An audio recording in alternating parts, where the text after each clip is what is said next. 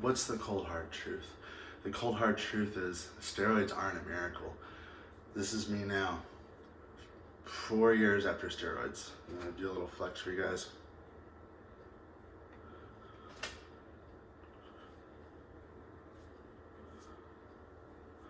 Yeah, just to let you guys know, steroids isn't a miracle by any means.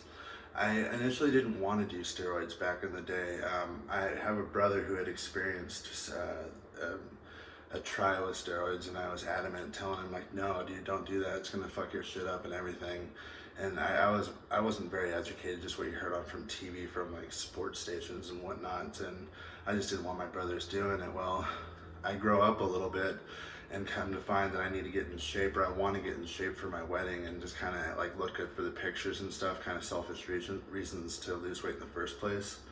And so with that selfish mindset, I made selfish choices. I was working at construction at the time, earthwork, and there was a guy there who worked named Jacob, and I noticed that he was big, and let's just be honest, guys, you can tell the people who are juicing.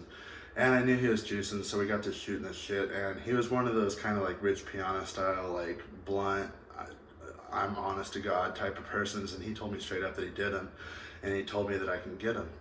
And I immediately was like, oh yeah, okay, it's time, let's do this. So I spent about $1,500, probably way more than I should have. I still don't know what the correct price is because I haven't done them since, and I do not, and I will not go back. But so at $1,500 worth, bought me a month's supply of something called Trenbolone, which is for cutting and bulking at the same time, which is exactly what I was looking for. So he got me some of that. He also got me something called Arimidex, which I don't know exactly what that's for, and then testosterone, which was supposed to be at the end of the cycle to make sure all my hormones and everything were normal and stuff like that. Well, when I bought the supplies off of him, I got home and I went through the supplies, and I immediately noticed some things were shady.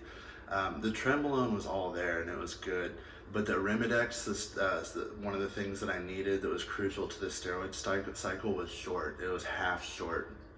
And so I started texting him about it, and I was like, hey, you know, in the supply that you gave me, there's some short shit in there. And he texted me back. He's like, oh no, bro, it should all be there. And he's like, in fact, you shorted me money. At this point, I knew what kind of ride I was in for. So at that point, me and Jacob shared the same job. We were on the same construction site for about another week. And it kind of went, he kind of kept saying this and this about money. And I'm like, dude, don't try to go there. I was about to turn into a fight. And I just told him like not to go there because I've paid you, and I just don't want to do business with you. So the job had about like a week or two, whatever, left, and I knew that I wouldn't have to see him again because I was going to a different job site. So at that point, I dropped his number, dropped all contact, anything to do with this guy, because I knew he was shady. And this is before I knew that you could block numbers on iPhones, so I was getting harassed by this dude. He kept texting me and stuff, and he's like, hey dude, not only did you short me money, but you're also gonna need this, and that for your steroid cycle. So I got completely turned off, and I just stopped doing them altogether. I finished the Trenbolone because it was expensive. It was like $1,500, but the Arimidex that I was supposed to be taking, I threw it away, and the testosterone, I got 2 little vials of testosterone, I threw that away.